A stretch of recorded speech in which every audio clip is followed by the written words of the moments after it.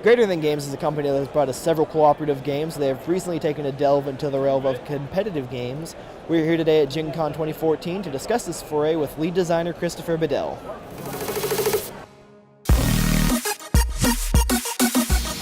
Hey guys, it's Dalton with NerdyRaptor. I'm here with Christopher Badell of Greater Than Games to discuss Sentinel Tactics, and Galactic Strike Force, and whatever good news you guys might have for us. All sorts of things. Right. I want to talk about that Kickstarter for Sentinel Tactics because it blew records. It seems like it was the biggest Kickstarter we've ever done, certainly. So it was a lot of fun. Yeah.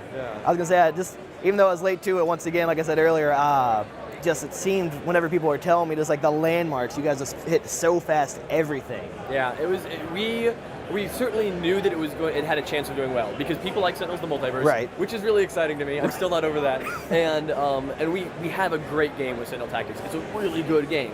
We were really confident in it, and the art looks good, and the mechanics are good, and like all the different things. Like I'm super pleased about it, and so we knew that it was going to do well. We asked for 50,000, and we're like, you know what? We're pretty confident. We think this one's going to break like 150,000. Right. That's going to be awesome. We did not expect it to more than double that. Right. That was. But we had plans like, okay, well, if it goes to here, I guess we can do these other things. Right. So. How far did you guys have that planned out? Did you guys have to like the 300,000 mark? We had planned like to the. I don't have the exact numbers on my head anymore. It's been It's been months. But we had it planned out to like the 200 or 250 or so. Right. I think it was the 200 level, and then we're like, okay. If we're going to go past that, then what we can do, that's why, because we ended up doing a second set where we said, if you want to get this extra pledge thing, you can get it, but it won't ship for like a year later because we can only do so much in so much time. Right. So like, we'll do all this, and you get this thing, and then you can do like this extra side pledge thing, and then it gets you a thing that gets you extra maps and minis and stuff like that that'll come out a year later. And that worked. People really like that. There's people that are like, oh, an extra thing. I'm like, if you don't like it, don't get it. Right, exactly. But I'm glad it worked out, and I'm excited to get to do all the final work on that too. We're already in production of that stuff. Really? Yeah. We have we were supposed to ship Sentinel Tactics in December of this year. Right. And then the color miniatures like next summer, and so on and so forth. Well, we shipped Sentinel Tactics now. Yeah. The week before Gen Con. We have it here at Gen Con, obviously, and so that's 4 months ahead of schedule, so we're really hoping that we're not stabbing our future projects in the back. Right. We're like, well, this is going to launch 4 months early, and we're like, oh, don't think that. Right.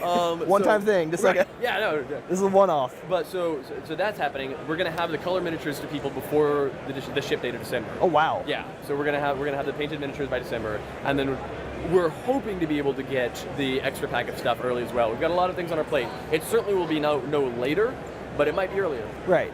So we'll see. So also with Sentinel Tactics, you guys had the first expansion here as well, yep, Uprising? Uprising, yes. Yeah. Very cool. And that was part of the Kickstarter as well. And that has some more characters and some more story, another scenario book full of comic book stories in it. And it's super, super exciting stuff. I'm really, really proud of, in the core game and in the Uprising expansion, the gameplay, the mechanics, the characters, the story, but really the comic book scenario books are super cool because we actually got to make comic books. So we got to tell our stories, and then you, the player, gets to play the combat. So you actually get to bring these Sentinel comics to life and actually show them off in physical form. Like, this is the story. And like you had said before, like this is 10 years after Sentinels of the Multiverse, like where that card game ends, which we're not even to the end of that yet. Nope. Yeah, we've still got a couple of years left in the card game, and we have a lot of exciting story that we have to finish up with the card game, and then even more going forward with Tactics. Right. And even more future secret plans. Right. So, yeah. Care to spoil any of those right now? I have a really important meeting about some of those on Sunday morning this week. All right. That's all I say. Fair enough. Completely useless information. Right. So Sentinel Tactics, you've got the miniatures for them as well, and you don't need them, but those are just like, even the unpainted ones, they're gorgeous. Yeah, they're really well done. I picked up the sets, didn't expect them to be here, and I was like, well, I need these in my life. I've got to have everything I can, much like the promos. I'm the same way. Right. That's why I make games, is so that I don't have to buy them. Like, I'll just make what I want and keep them. That's a really good idea. Guys, if you just want to get your own games, just make them. Make it yourself. It's really cost effective. So, to touch back still, we haven't really left Tactics. With Tactics, it's a competitive game, which is different from the multiverse. Right, it's a team competitive game, and that like you'll have like a team of people against a team of people, or a team of people against an individual. Yeah, yeah, it is a competitive. It is our first non-cooperative game. That's certainly true. How was the design process for that? Was that? It was fun. We were working with a group of people at Living Planet Games, and they were helping. They had the original concept for the game. We worked back and forth with them, and so there's a lot of balancing there. But I have, so I've designed lots of games before. These are just the ones that I've published. Right. And I've designed competitive games before, and it was never a thing that I was so confident in the design that I was like, yeah, we want to publish this. Right. And so it was good, it was fun, and I'm really looking forward to this fall. We're going to be doing some official tournament play. We're going to have real competitive tournaments. We're going to hold the first one in our warehouse, in our headquarters in St. Louis. And I will try to be there. I'll probably lose, but come with you. Either bring your team or assemble a team on site and try your best. It'll be fun. Yeah. We have some big plans for that. So what will you guys be doing with that, if you can touch on that, the competitive scene? Will you be doing like local, to like stores can have kits for it, things like that, or we just... We want to do stuff like that for the first year, for the first season, the first year's worth of tournaments. We want to make sure that we are controlling them specifically so that then we can tell stores, this is how to do it, this is what's going to be perfect for it. Kind of bust out a tournament format and know how to, like, okay, your TOs need to know this, that kind of thing. Well, what we want to do is we want to run, we have a series of tournaments between now and next Gen Con that will culminate with a championship tournament that anybody that wins tournaments up to next Gen Con will be part of the championship tournament. Okay. And there'll be a grand championship tournament, and we were talking prizes on every level. Think you guys about doing story prizes, or just going to leave that to just your all's design team? In terms of story stuff, I am a jealous creator. Right. I don't like sharing stories. You don't want someone to come in and be like, oh, well, Baron Blade kills everybody at the end, and just be like, oh, well, right. No, I don't think that I'll be doing any sort of story Right. prizes. It's just true. It's kind of a fun, lofty goal, but whenever you have this really in-depth world that you've created, you don't want people to come in and make choices that just wouldn't make sense and just throw it away. I have a plan. Right. I have a long-term plan for where all this is going, So with Galactic Strike Force, that's another cooperative game, and I've seen, is it kind of like Tactics in the regard, I've seen the miniatures sold separately. Right, the miniatures are sold separately because I don't like the $80 game. Right. Like, the $80 game is just, games that get so expensive in the stores these days, and so I like to be able to say, hey, look, here's the game, and you can play it by itself, and you don't need these miniatures, but if you like miniatures, they're right there. Right. So, and being able to break it up and still keep it as cheap as possible, while still high quality. Right. But the thing with the Galactic Strike Force, you don't need the miniatures, like they don't move around like in Tactics. Mm-hmm. They denote where your ship is in the galaxy at any point in time. Okay. So, and we have little cardboard standees that can be used instead. But so yeah, that's good. And then it's a very different sort of game. Galactic Strike Force is very interesting. It's a very in-depth cooperative game that's very challenging. Right. And I've had a lot of people emailing me going, wait a minute, how do you beat this game? It's like, well, take it easy. It's totally doable. I beat it all the time, but it's tough. Yeah, I've heard nothing but good things. A large group of my friends back home that have got me into Sentinels and other things, they have talked about Galactic Strike Force and like, this is the next game you need to buy. Oh, good, thanks. And I was like, well, I've got to buy Tactics. That's going to be there. I had somebody come up while I was doing setup. Somebody from another booth came up doing setup, and they said, hey, I just want to say, I love all your games, but Galactic Strike Force, this is the best game ever. I'm like, oh my gosh, it's so exciting to hear. Because we have tons of Sentinels fans, and we have a small number of Galactic Strike Force fans. Right. That's fine, I don't mind. Right. But the fact that there's people out there that, to them, Galactic Strike Force is the greatest game. Oh yeah. That's like, oh, that's so nice. I mean, like, one of my babies. As I mentioned before, you've clearly got quite the fan base for your games over there, so. Okay, I'm just blown away by it. Right. I really am. So also with, to touch on the multiverse, the card game, with Wrath of the Cosmos, you guys have done expansions through Kickstarter before, but this one isn't, but it's a very similar kind of model, but you're doing the pre-orders with the stretch goals, which once again you guys unlocked in like 2 days. Yep. So with Shattered Timelines, which was the last Sentinels the Multiverse card game Kickstarter we did, we said that would be the last crowdfunding, the last Kickstarter campaign we would do for Sentinels the Multiverse, the card game.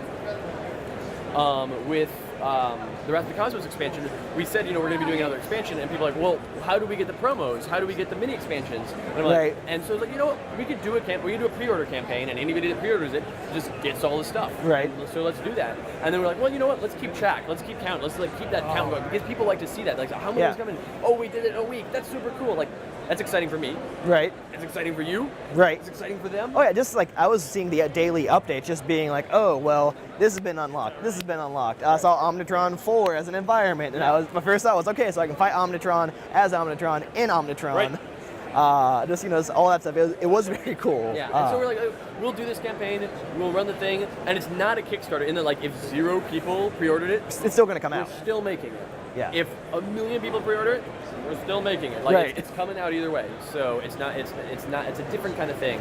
Right. But it still serves the same purpose of getting people that are paying attention to what we're doing free things. Right. Which is good. I'm very excited about that expansion. As you've probably told me, I'm a little bit of a fanboy for the Sentinels games, but Me too. I'm a huge fan of the Right. Sentinels games. I've played Sentinels the Multiverse over 1,000 times. I was counting it up the other day, like, whoa, between playtesting and how many games I playtest a character before it's good to go, and then running demos and stuff, and like, yeah, no, I've played over 1,000 times. Yeah. And I still really like playing. Right. I do it for fun.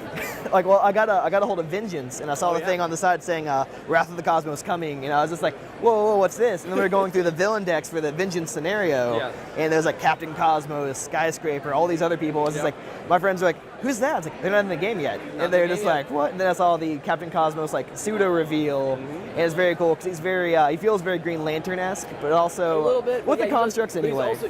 He's the cosmic defender sort of archetype. Right, Yeah, which for I'm sure. totally okay with because cosmic comics are awesome. Yeah, but and they certainly are. it is- It was great. I really appreciate, like, Guardians of the Galaxy just came out. Yeah. And that was great for me. I was like, yep. timing was perfect, by the way, Right. for that. I'm glad that they checked my schedule on Yeah, that. it's very sweet of Marvel to do. So, yeah, I saw you were testing a game over there. I wasn't familiar Yeah, with. that's a game that'll be out. We're going to be kickstarting a game called Spirit Island sometime in the next 6-ish months. Another cooperative game. It's a cooperative Okay. game, yes.